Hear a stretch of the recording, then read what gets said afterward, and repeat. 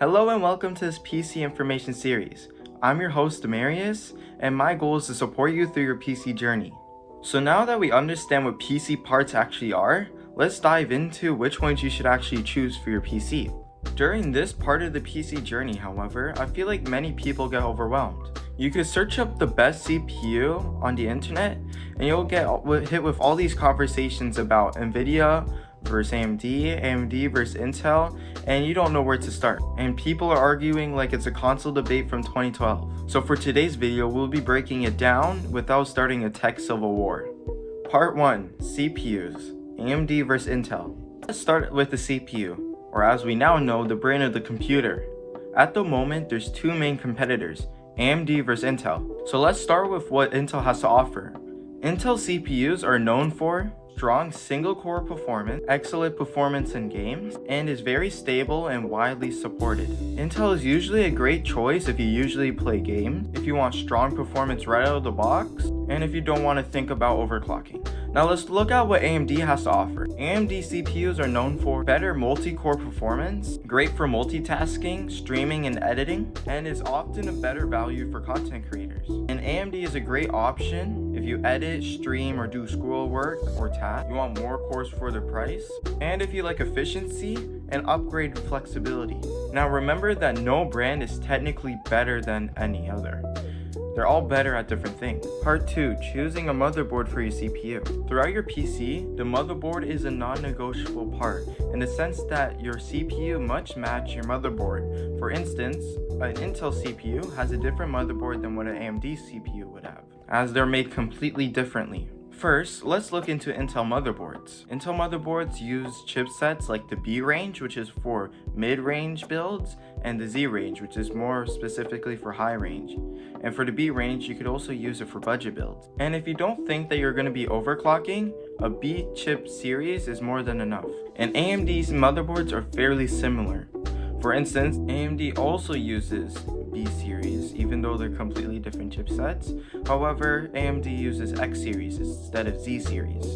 So if we contrast the two, we could tell that Z series and X series are more on the higher end. And many choose AMD CPUs in general because they're more upgrade friendly, which means that you can keep the same motherboard for longer.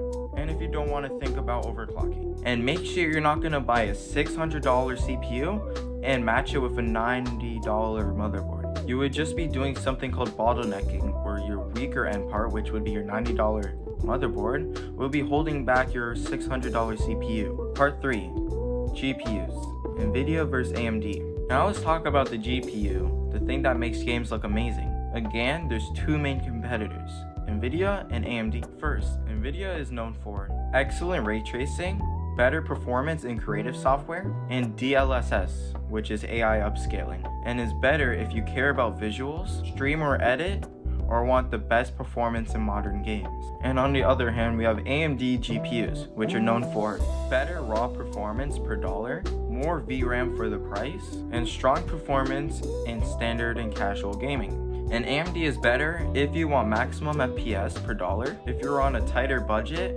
or if you don't care about ray tracing. And yet again, you can't go wrong with either.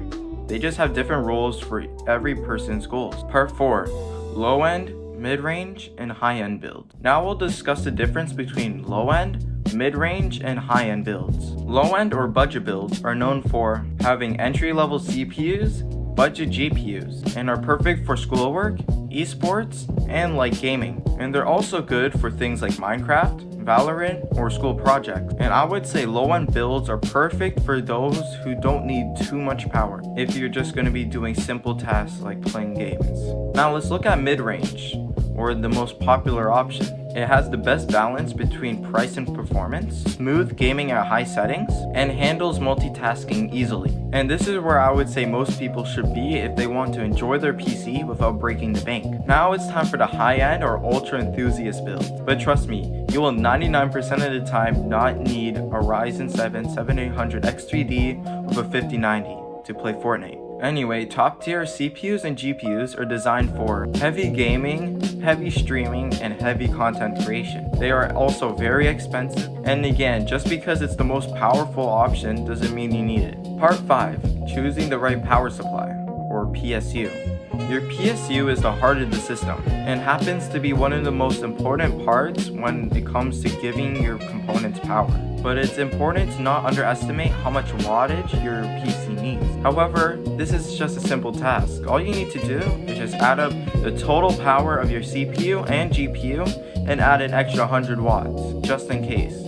So therefore, you should never buy the bare minimum. And a general guideline is this. Low-end builds are about 500 to 600 watts, mid-range builds are about 650 to 750 watts, and high-end builds I would say is about 850 watts plus. And yet again, never cheap out on a PSU since it can destroy your entire system. So today, we learned that AMD versus Intel isn't a fight and it's just a choice. NVIDIA versus AMD depends on what you value. Your motherboard must match your CPU, PSUs need headroom, and balance beats overspending, so you don't happen to bottleneck any of your parts. And a tool that has helped me personally choose parts in a PC is a website called PCPartPicker.com, and the link will be in the video's description. And in the next video, we'll finally take all this knowledge and put it into an actual PC. And yes, that means I will guide you through building a PC step by step, and this is finally where things get very satisfying. Now, if you found this video easy to understand and helpful, please like and subscribe so this pops up on someone else's For You page. And if you still find some things odd or confusing, please send me a comment and I'll try to help you out with it. And if you want even further explanations,